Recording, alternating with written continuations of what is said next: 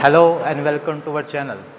आज की वीडियो में हम बात करेंगे कि पेशेंट को किस तरह से करवट लेटाई जाए, हेमिप्लीजिक साइड किस तरह करवट लेटाई जाए और जो नॉन अफेक्टेड साइड है उस तरफ किस तरफ करवट ले जाई जाए, जिससे कि पेशेंट को हाथ और पैर में अपर एंड लोअर लिम्ब में कोई कॉम्प्लिकेशन भी डेवलप ना हो और पेशेंट अच्छी तरह से करवट ले पाए। क्योंकि करवट लेना या फिर रोलिंग एक बहुत ही इम्पॉर्टेंट और नेसेसरी एक्टिविटी है जो कि पहले दिन से ही पेशेंट को इंट्रोड्यूस करानी चाहिए।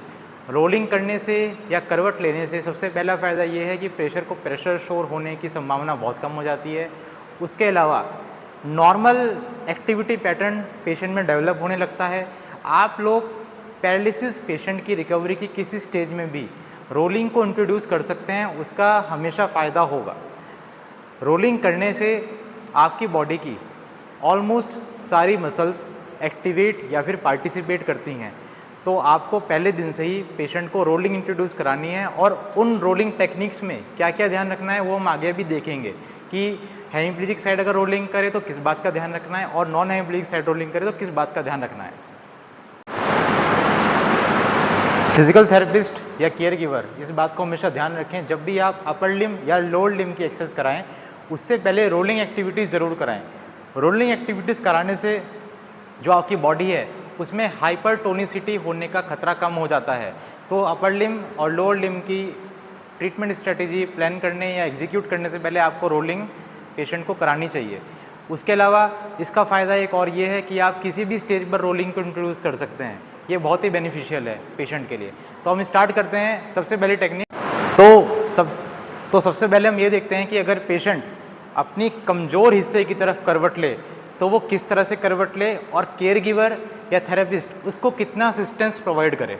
तो इसमें ध्यान क्या रखना है। और एक बात मैं आपको और बता देता हूँ, जो ये करवट लेने का तरीका हेमिप्लीजिक साइड है ये ईजी होता है। इसका कारण ये है क्योंकि जो ताकतवर हिस्सा है वो आराम से घूम के कमज़ोर हिस्से की तरफ आ जाता है। बस इस समय दिक्कत क्या आती है कि जब भी पेशेंट इस तरह करवट लेता है वो अपने हाथ को यहीं कहीं दबा देता है या फिर जब वो इस पैर को उसके ऊपर लाता है तो पैर नीचे दबा रह जाता है। तो अब हमको ध्यान क्या रखना है, सबसे पहले फिजिकल थेरेपिस्ट या केयर गिवर पेशेंट का जो हेमिप्लीजिक हैंड है उसको बाहर की तरफ कर देगा, फोरआर्म सुपिनेशन में रहेगा और जो आपका रिस्ट है वो पार्शियल डॉर्सिफ्लेक्शन या फिर एक्सटेंशन में रहेगा। पैर को हम लोग एक्सटर्नल रोटेटेड या फिर अबडक्टेड कर देंगे। अब थेरेपिस्ट का राइट हैंड जो है वो फोरआर्म को ग्रैब करेगा और जो लेफ्ट हैंड है वो स्कैपुला के नीचे आ जाएगा और उसको प्रोट्रैक्शन में प्लेस करेगा। अब इस बात का ध्यान जरूर रखें कि जब भी पेशेंट कमज़ोर हिस्से की तरफ करवट ले तो ये पोजीशन मेंटेन रहे। इसके मेंटेन होने से प्रॉक्सिमल स्पास्टिसिटी होने का खतरा बहुत कम हो जाएगा। अब हम पेशेंट को बोल सकते हैं कि वो अपना हाथ उठाए, अपने गर्दन को हल्का सा उठाए और इस तरफ घूम जाए पूरा पैर मोड़ के इस तरह, इस और सर को रख ले नीचे। जब भी वो राइट साइड करवट ले तो इस अवस्था में रहे। आपको पहले से ही उसके हाथ को बाहर की तरफ निकाल के रखना है, स्कैपुला को प्रोटेक्शन में करके रखना है और इस आपको पोजीशन को मेंटेन रखना है। अब हम पेशेंट को ये कह सकते हैं कि आपको वापस जाना है। वापस जाते समय ध्यान क्या रखना है कि पहले पैर वापस जाएगा, पैर को वापस करिए अपने नीचे की तरफ सीधा।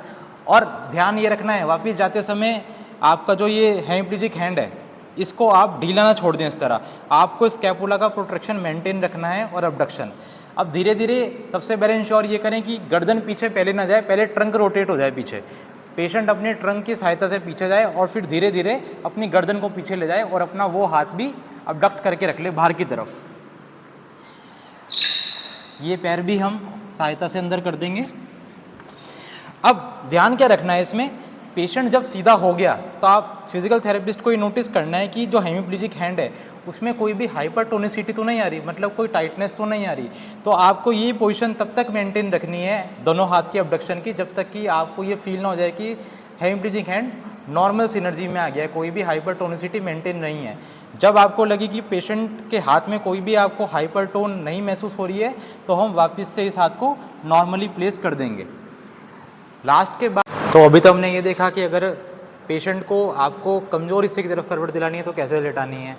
अब हम ये देखते हैं अगर आपको ताकतवर हिस्से की तरफ करवट दिलानी है तो आपको क्या क्या बातों का ध्यान रखना है, या केयर गिवर या फिजिकल थेरेपिस्ट कैसे करवट दिलाएं। तो आपको करना क्या है, तो हमें पता है जैसे कि ये कमज़ोर हिस्सा है दाएं तरफ, तो हमने दाएं हिस्से का पैर इस तरह मोड़ दिया, नी का फ्लेक्शन कर दिया।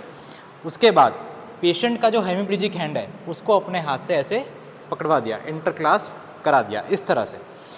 अब पेशेंट को हमको कमांड ये देनी है कि पेशेंट ये कोशिश करे कि वो अपने हैंड से थेरेपिस्ट के हैंड में धक्का मारे, पुश करके रखना है, खींच के नहीं रखना है, तो जिससे कि एक पार्शियल डॉर्सिफ्लेक्शन और एल्बो का एक्सटेंशन मेंटेन रहे। उसके बाद पेशेंट को ये वाला हाथ एक्टिवली बाहर निकाल लेना है और पेशेंट को हमको इस तरह से करवट दिला देनी है। अब यहाँ पे इसका फ़ायदा क्या हुआ, जैसे ही हमने पेशेंट के हाथ को इंटरक्लास्प या इंटरलेस कर लिया तो हमने ये इंश्योर कर लिया कि जो स्कैपुला है वो प्रोट्रैक्शन में रहे, प्रोट्रैक्टेड रहे। मैं बार बार इस बात पर जोर इसलिए दे रहा हूँ कि स्कैपुलर प्रोट्रैक्शन में रहे, क्योंकि स्कैपुला अगर रिट्रैक्शन में रहेगी तो स्पास्टिसिटी डेवलप होने के चांस बहुत ज़्यादा हैं, और अगर एक बार स्पास्टिसिटी डेवलप होनी शुरू हो गई तो बहुत ज़्यादा मुश्किल हो जाती है पेशेंट को रिकवरी कराना। तो हमको ये मेंटेन करके रखना है थ्रू आउट द मूवमेंट कि पेशेंट मेरे हाथ पे या थेरेपिस्ट के हैंड पे पुश करता रहे। अब हमने इस तरह करवट तो दिला दी, अब वापस जाने के लिए ध्यान ये रखना है कि जब करवट दिलाने के बाद आपको ये महसूस हो रहा है कि पेशेंट के हाथ में हल्की हल्की हाइपरटोनिसिटी है, मतलब कि पेशेंट का हाथ हल्का हल्का मुड़ रहा है, तो आपको तब तक यहाँ रुके रहना है जब तक कि ये टोन नॉर्मल ना हो जाए।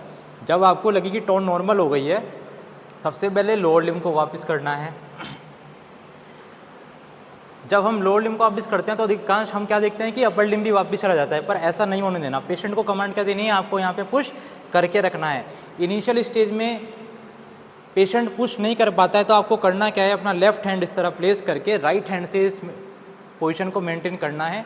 जब आपको लगे कि अब हाथ में टोन धीरे धीरे कम हो रही है तो उसके बाद ट्रंक को रोटेट कराना है, पैर को सीधा करना है और उसके बाद इस हाथ को इसी पोजीशन से वापस लेके जाना है।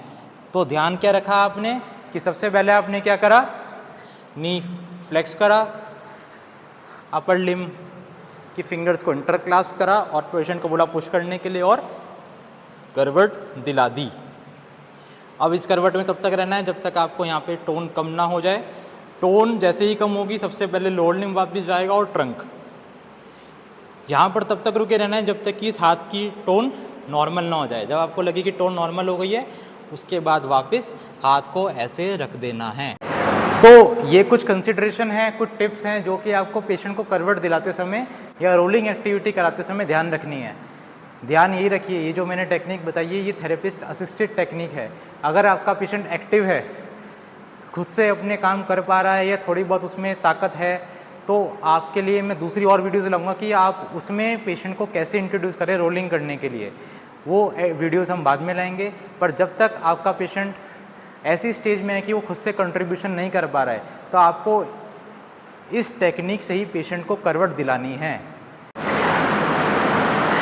अपनी आगे आने वाली वीडियो में मैं आपको ये बताऊंगा कि पेशेंट को उल्टा कैसे लेटाना है और उल्टा लेटा के हम और क्या क्या चीज़ कर सकते हैं जिससे कि पेशेंट को बहुत ज़्यादा फ़ायदे होने वाले हैं।